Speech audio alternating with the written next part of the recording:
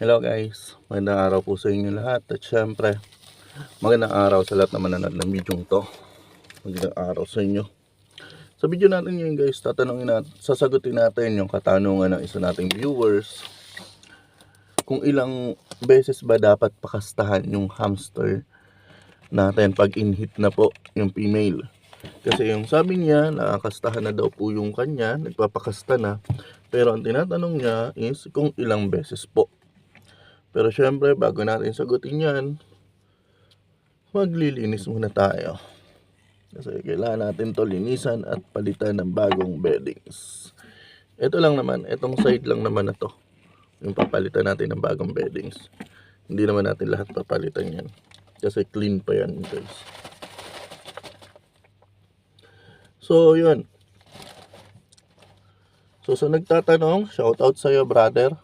Maraming salamat dahil natanong mo yan. Actually ganito.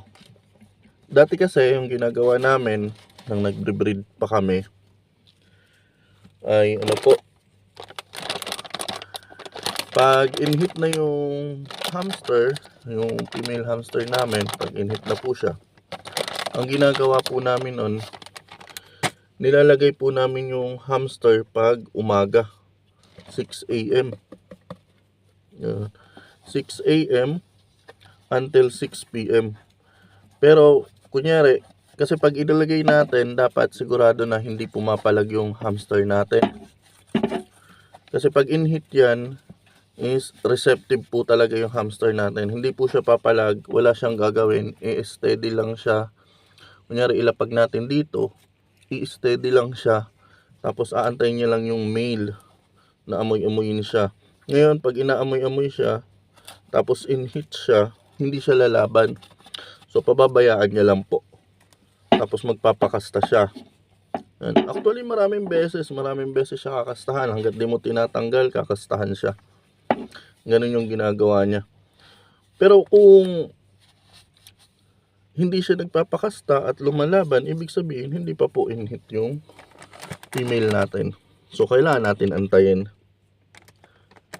Ganun naman. Kunyari, ngayong araw, nilagay natin 6 AM. Nilagay yung female. Binabalikan namin yan 6 PM. Yan. Tapos, tatanggalin namin. Kinabukasan, ganun pa rin po. Ibabalik 6 AM. Ngayon, kung hindi na magpakas